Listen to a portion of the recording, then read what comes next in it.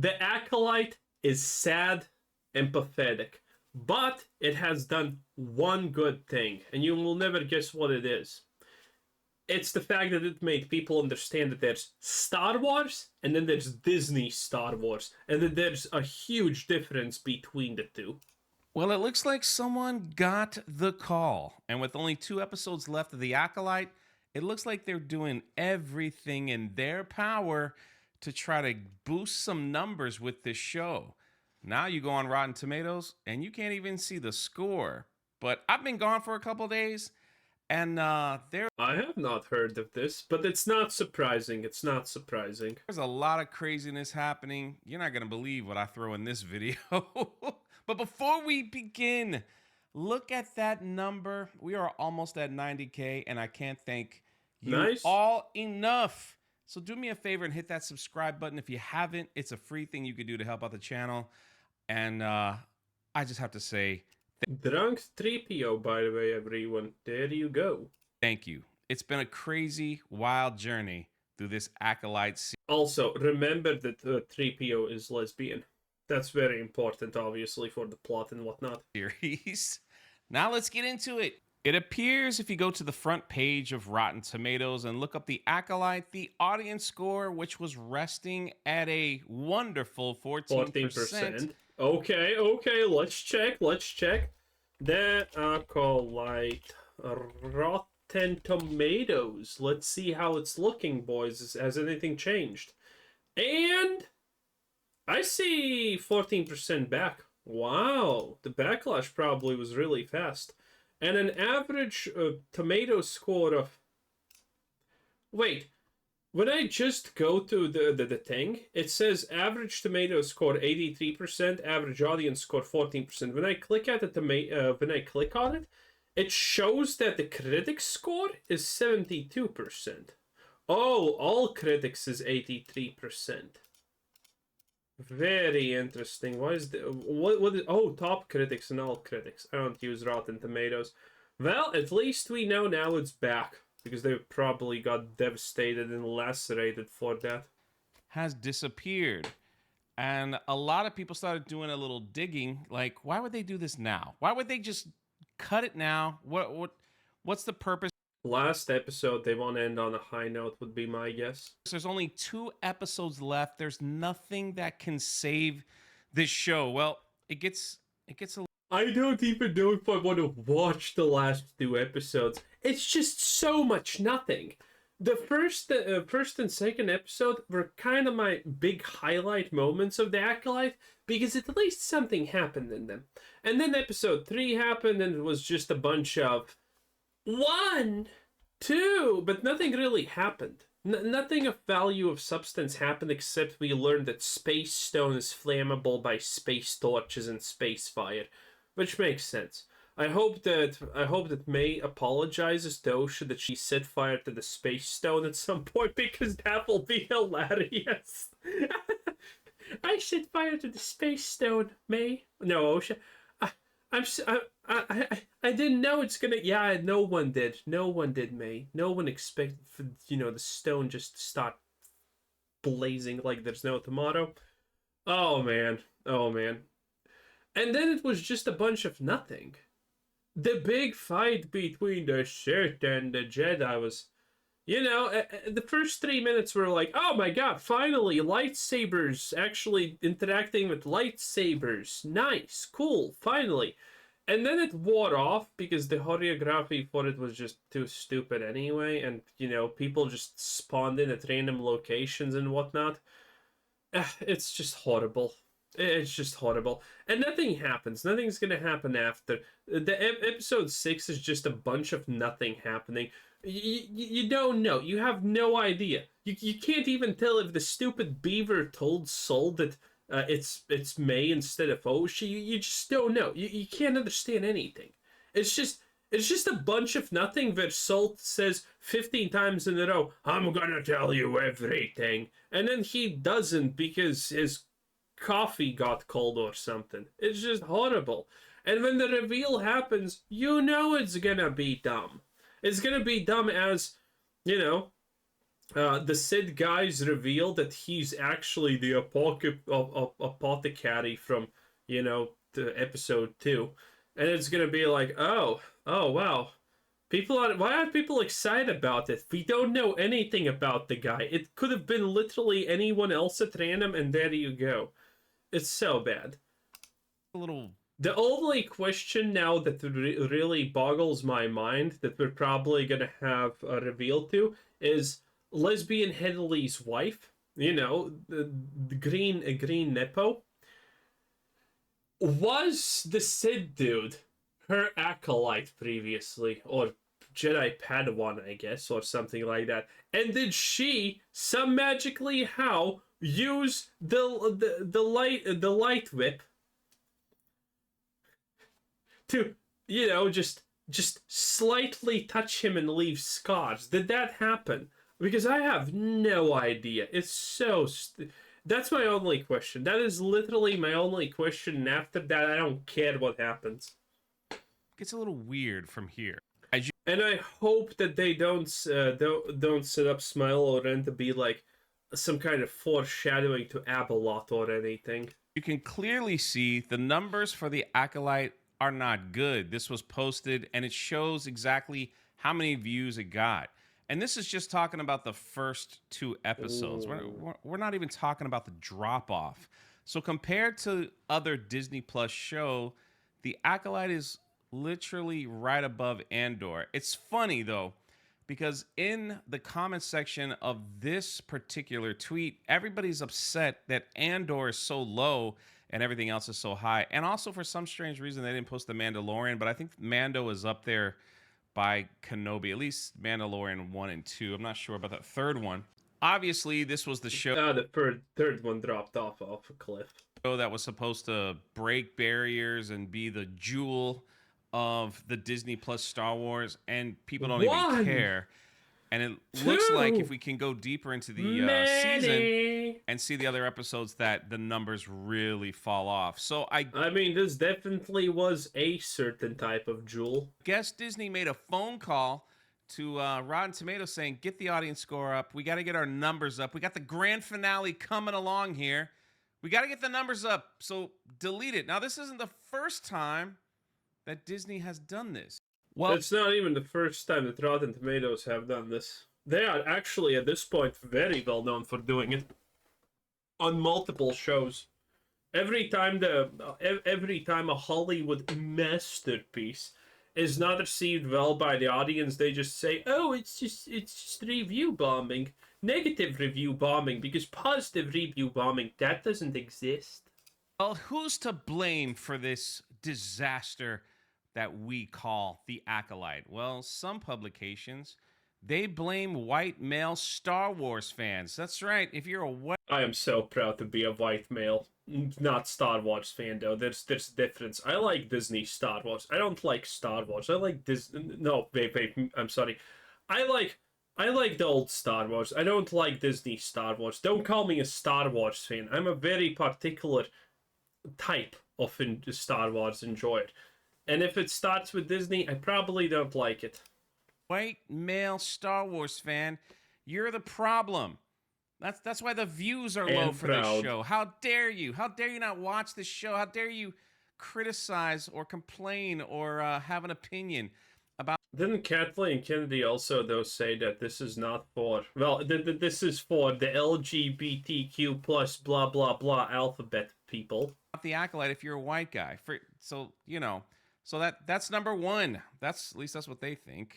Well, maybe it's the fan base that Lucasfilm has been catering to. You know, the ones that love the Acolyte, the ones that they put on a plane and ship them out to Lucasfilm, the ones that they keep sending gift boxes to. They're still sending out gift packages to these people online. And the official Star Wars account is following them.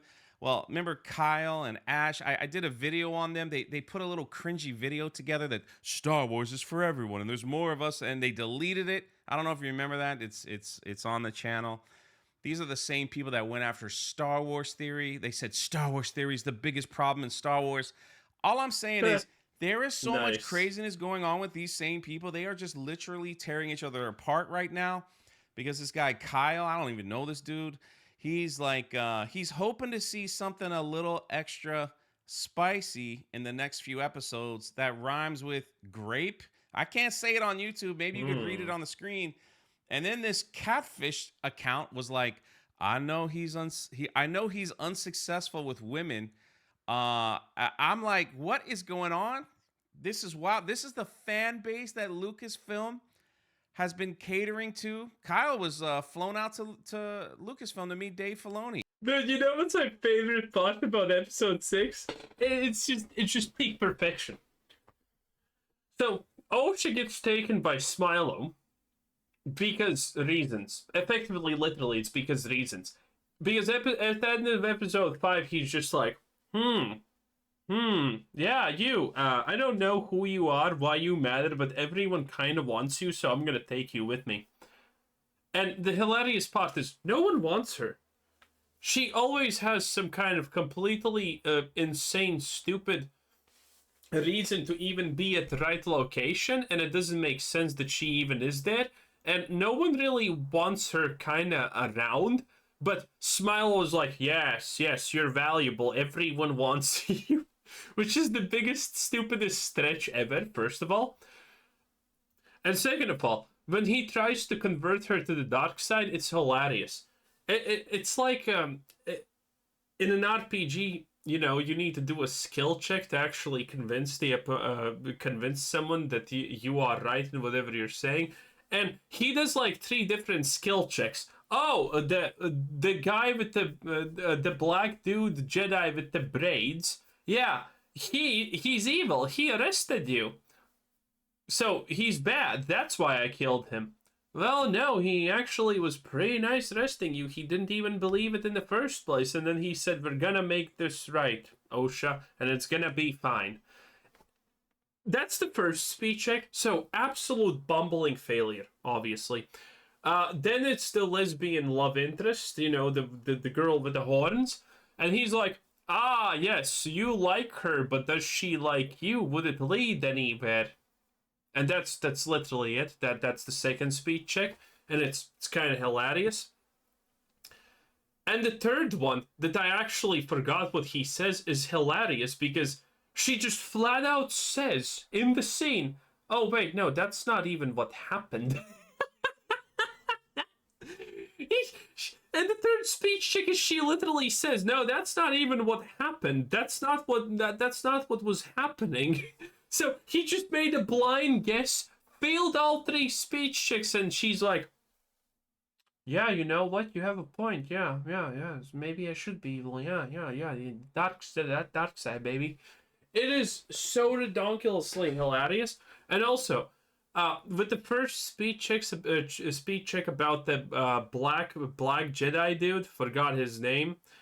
Because I can't believe I even remember all the names that I remembered at this point, but his neck got snapped, so it's not like it's gonna matter in the future.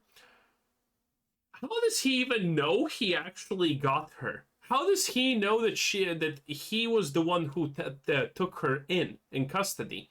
He shouldn't know this information.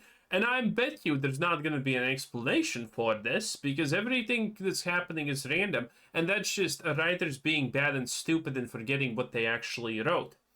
So that's just a glaring plot hole that's never going to be filled, most likely. Well, 99.9% likely never going to be filled. It is atrocious. It is devastating, and Osha's like, yeah, I'm evil now. And for what? So May can be good and Osh can be evil, and they come as one and probably defeat Smilo, and that's kind of it. Ah, it's so stupid. And this is who they got. Maybe it's their fault that the show's not doing well because instead of doing the promotion, they're fighting with each other over the post that they make about the show. It is crazy. According to that parkplace.com, The Acolyte isn't the only Disney Plus Star Wars show that got their audience score removed. It was removed from Kenobi, a terrible show. No wonder. Andor. Dude, Kenobi, but I didn't watch Kenobi, but I heard it was atrociously bad. I didn't see, which that is like the most popular Star Wars show that nobody watched. People that watch that show they rave it, man. They say it's the best thing ever, but for a lot of people, it was just boring, and they just didn't. Yeah, people say that Andor wasn't that bad. Uh, I tried watching Andor. I think it was Andor at least, or it was some kind of off-spin movie about smugglers in Star Wars. I don't know. I can't even tell them apart, honestly. I still need to watch the last Rey movie because I still haven't. But I promise for the fifth time I'm gonna watch it at some point. I think Andor. I tried to watch something, and maybe it was Andor. I'm not 100% sure. But I got like 5 minutes in, and it didn't seem horrible, but it was too slow. The stakes weren't clear, and it just was lacking. I could tell that there's something there, that this is not gonna be just complete gunk or complete stupidity, but there's just not enough there in the first place to captivate me enough to care about probably the rest of the 20 minutes. Want to watch it. So the Mandalorian season 3, I believe it. Like, that thing is just getting destroyed by all Star Wars fans and Ahsoka. Oh boy. Book of Boba Fett is the only one. Bro, I still close my eyes and I remember the assassin droids that announced their presence and then attack. Beautiful, beautiful. And then when they lose, they self-detonate with a literal nuke! They could have started off with the nuke, by the way, just saying. And the fact that they actually announced that they are going to self-destruct, you know, just so things happen. It's beautiful. It's beautiful. And I think Ahsoka was the first time that we actually got to the point where lightsabers are weaker than butter knives because they cauterize the wound, you see, and that's smart. I'm not even going to talk about lightsabers and being, you know, multiple thousands of degrees and how, yeah, it cauterizes the wound, but it also melts your organs around the wound if it stays there for even a couple of seconds. Well, even probably for half a second, honestly. One that still has its audience score. The article goes on to talk about the time when Rotten Tomatoes deleted over 50,000 audience reviews for Captain Marvel. So Disney's done. Hey, my girl Brie Larson, my wife, by the way, my future wife, she just doesn't know it yet. She deserves better, okay? This before, but it's funny to me that they think that the Rotten Tomatoes score is the reason why bad things are happening in their show. I mean, it's funny. It's like, hey, if we get rid of the audience score, okay, let's just let people not see. This is just typical Hollywood, real life dystopian garbage. They think that they can remove this and then people will be so blind that they will suddenly think, oh wait, this show is great now because no one's telling me it's bad. Well, the reality of the world is no one needs to tell us it's bad. We just look at it and we're like, wow, not a single line of dialogue could make it past the fifth grader here. It's bad. See it, then maybe they'll come around and watch the show. They'll see the big 83, right? They'll see the big 83 and not the 14, and they'll come around. Sure. The article continues and says the audience score is still available on the website if you click on the show's first season page. Oh, that's how I saw the audience score. Interesting. And it currently sits at 14%. Oh, so this is where I saw the score. Okay. It's unclear why because I was here. The audience score is not available when accessing the main page for the Acolyte, like it was before now. Also, that's dumb because, I mean, when I wrote in the Acolyte Rotten Tomatoes, the first link was this one where I could see the percent. So, considering 95% of people will click on the first link always, that's just some Google search statistics for you. Okay, it wasn't actually 95%. Something like 90% of people always click on the first link. something like 7 or 8 click on a second, and then the third one gets the third one gets pretty much the rest. And then there's a super minor amount of people who somehow magically, I assume, misclick honestly and get the second page of Google searches. Now, before Disney made the call, before this, they're like, hey, it's white males, And they're bad. I think that's how it goes, and that's what it is. Don't know about you boys, but I am proud to be one of the people that contributed to the destruction of the Acolyte. Very proud and happy about things. Anyway, that was Drunk 3PO. Quizzer Sid 7. Bye.